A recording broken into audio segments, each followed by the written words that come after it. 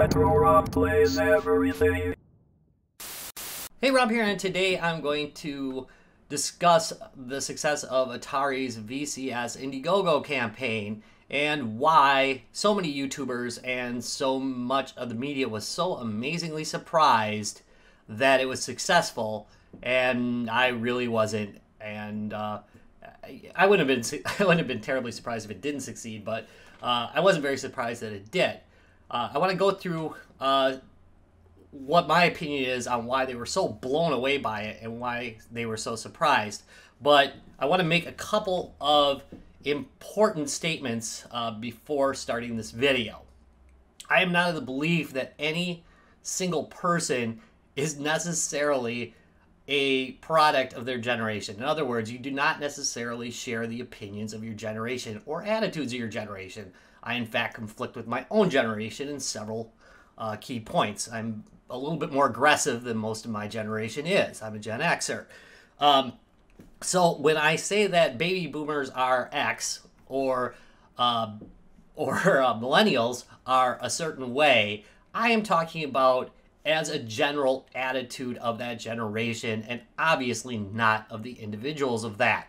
So if you are an individual of that, take it with a grain of salt. I'm making a generalization, and I am very specifically pointing at the gaming culture of kind of YouTube and the news media.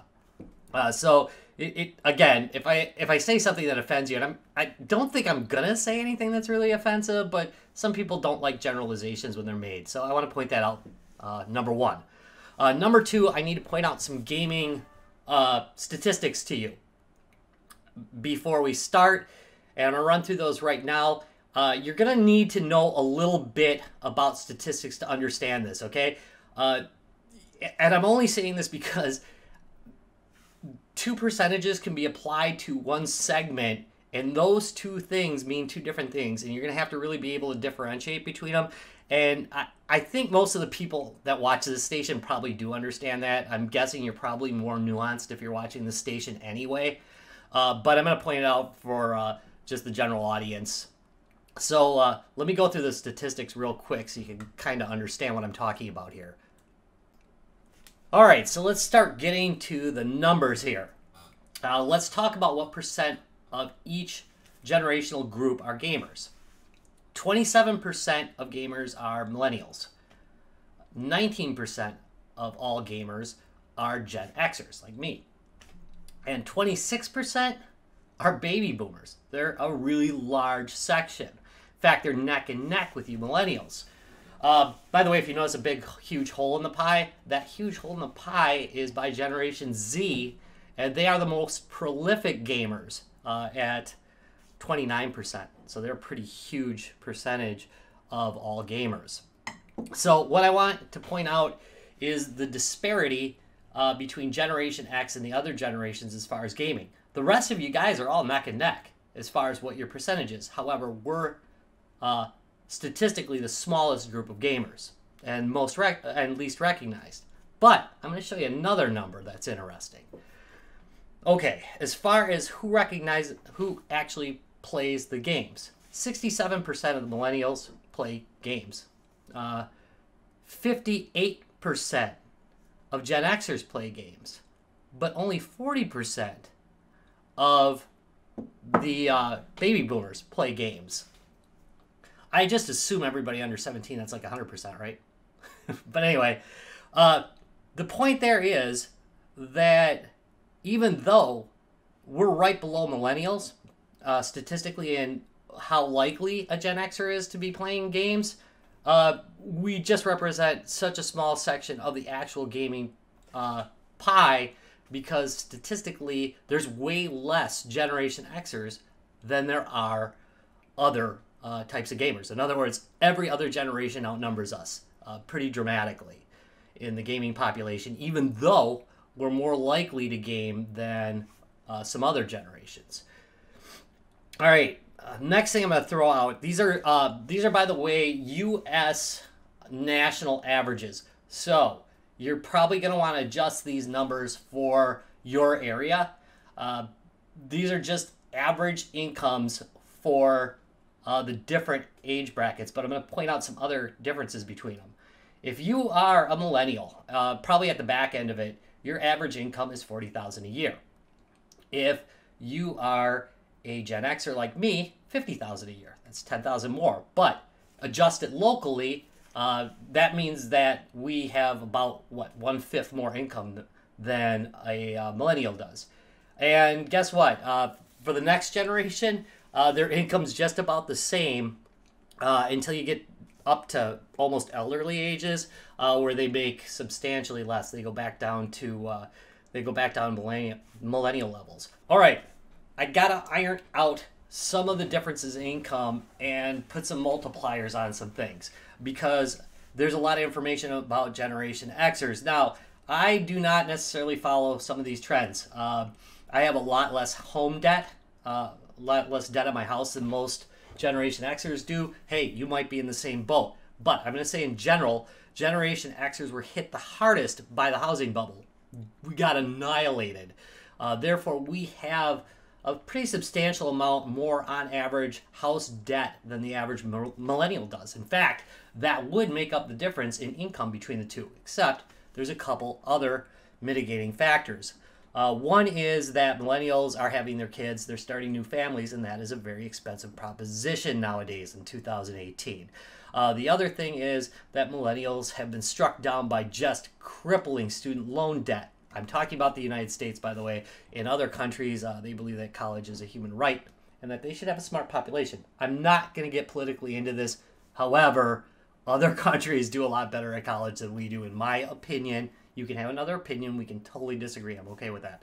I totally understand that there's other points of view on that, but I do think that the millennials are really getting the short end of the stick. However, in a gaming sense, what that means for us as Generation X is we are recovering from, we as a generation, again, I didn't get hit hard in the housing thing, but as a group, we, what was this?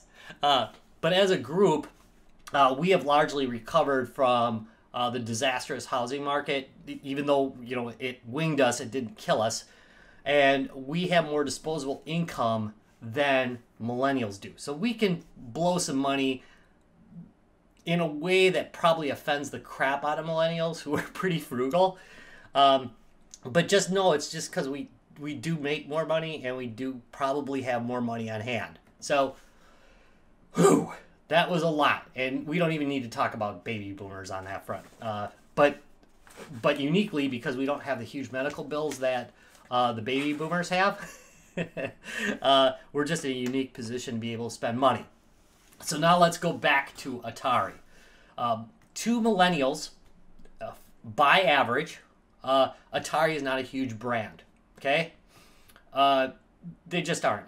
You've heard of them. Your parents played them, you know. But it's not a huge brand to you. But to us, Atari's our Nintendo. It is our, to us Generation Xers, sorry. Again, as a demographic, Atari is our Nintendo. It was the huge company that couldn't fail. And it did. But to us, it is still a major brand. Now let's go back to the demographics. Video gaming demographics say that their average person is a millennial who doesn't care about Atari. And guess what? Most of YouTube is millennials too. And you guys don't care about Atari. I know not every one of you, but as a group, you don't care about Atari. So you also don't have the money to waste on a risk of something like an Atari. Also, you guys are way too frugal to do it. Just saying. You guys don't take risks. My generation, however, we're pretty quiet in the gaming community. A lot of us game, but we're not statistically important. So you almost never hear from us. All right, so let's build off of some of these statements that I've made. And they're numerically correct at the very least. But now we're going to get into the opinion part of things, which is where, you know, things can be disagreed about pretty easily. But if you're a millennial out there watching this, it's going to be easier for you to understand than if you are, say, a baby boomer. And that's because you have these things in place. So I want you to imagine, if you're millennial, which statistically you probably are, imagine if Nintendo was basically smashed down to being maybe a third-rate developer, and Sony was gone, and so was Microsoft. All the companies and brands that you knew were gone.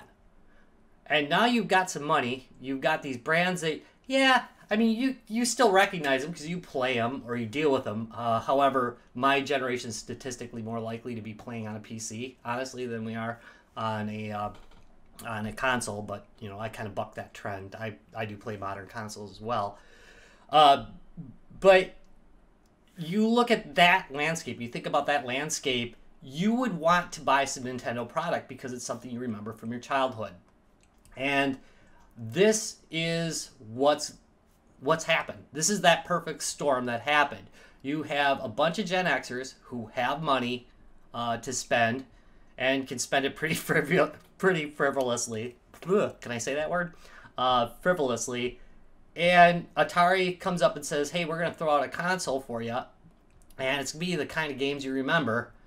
And you go, sounds like a pretty good idea. No, I'm an experienced gamer. So are most Gen Xers. We are the first generation of lifelong gamers. So you can't tell us nothing. We've been gaming for over 35, 40 years, some of us. We know a lot about gaming. We know what we're buying. We're not fools, but I wouldn't mind seeing a little bit of wood grain on a game system again. And that is exactly what happened. The echo chambers of like the Reddits of the world and YouTube, they're 100% focused, not 100%, but they are mostly focused at millennials. The gaming community is anyway, because they're the majority of gamers. Millennials and younger are the majority of gamers, and why wouldn't they focus on them?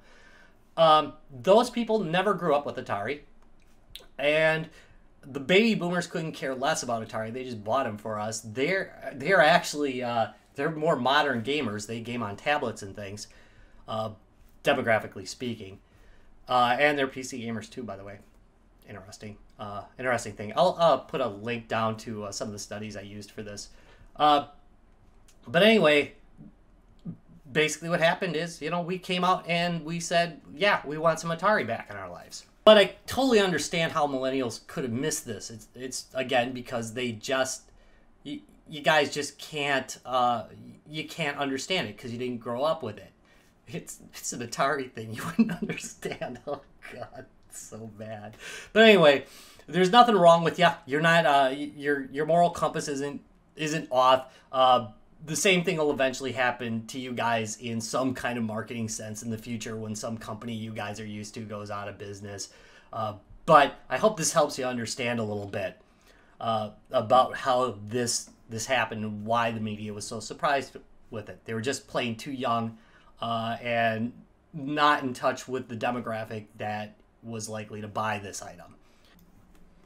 All right, so point 2 on why our media couldn't recognize that the Atari people possibly had a hit with the Atari VCS on their hands. And that is, I want to preface this with my experiences here on YouTube have been overwhelmingly positive over the last couple years. I think it's been a great time, been a good ride. I'm really enjoying it, okay? I have no complaints. I've had maybe 3 bad interactions the entire time, which I think considering, you know, like 1.5 million views, you know, that's not bad at all.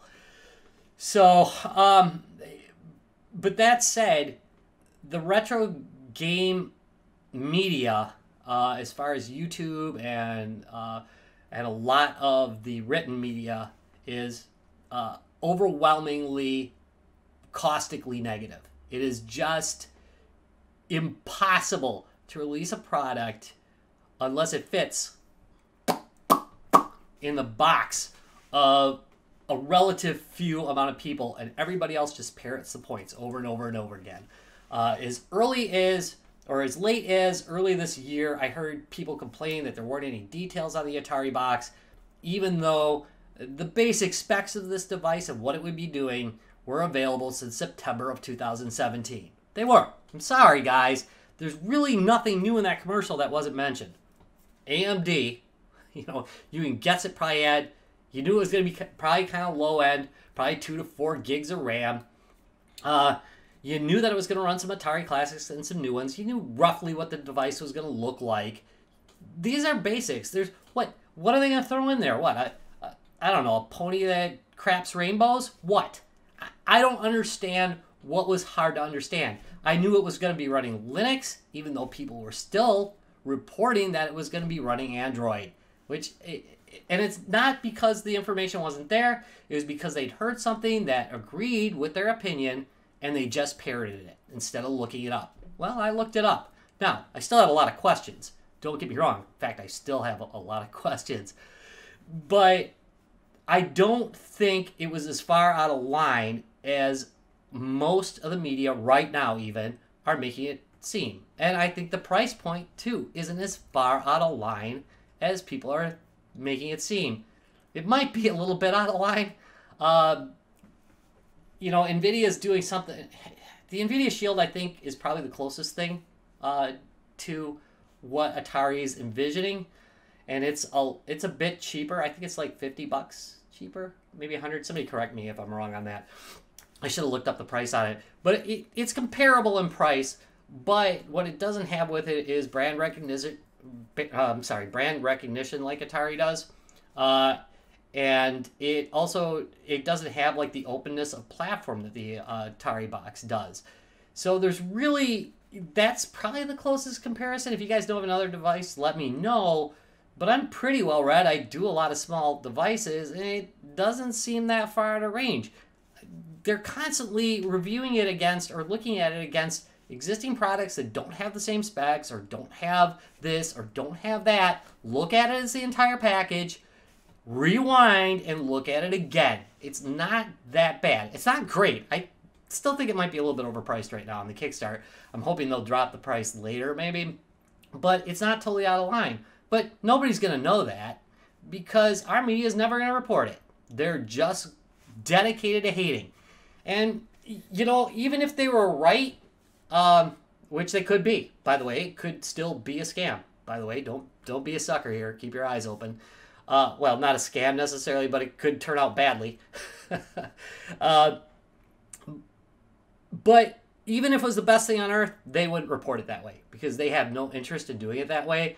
And for whatever reason, you know, whether it be they get more hits, I don't know. Or maybe that could just be their opinion, and, you know, that's confirmation bias for you. You just throw out everything you don't agree with and stick with what you agree with. But I'm not sure what it is, but there is an overwhelming negativity in retro gaming right now that probably should be addressed. And that is another reason why they couldn't catch that this might stand a chance of doing well. All right, so that is pretty much it. This is not a statement on whether I think the Atari box is going to be some amazing system. It could be a road on the path to a better, stronger Atari. It might catch on, it might not. Honestly, I give it about 50-50 right now of, you know, where it's going to go because I honestly don't know, and nobody else, by the way, does either. I will tell you that their stocks are on an uptick, and the business community seems to believe in them a little bit. They've got some of the right people in place. They did drop Feargal Mac, which I think is a good step in the right direction because I regardless of the fact that he can run a Kickstarter, he obviously had a hard time delivering quality product, and it cast a shadow over the entire thing. So I don't know if they got rid of him or whether he left, or I don't know what the story is, but right now his LinkedIn lists him as no longer with Atari and, you know, back on his own company again. So I don't know if he's consulting or what. But anyway, that is a major plus in the direction, in my opinion. And it does appear that the current Atari president is pretty serious about reviving the Atari name. So I think those are positives. But they've got a long road to hoe. So don't take this as an endorsement of the system yet. I'm not going to endorse it, quite honestly, until I have my hands on it, which, you know, hopefully next July. All right, well, thank you very much for watching this video. If you enjoyed it, do me a favor, give me a thumbs up, subscribe for more.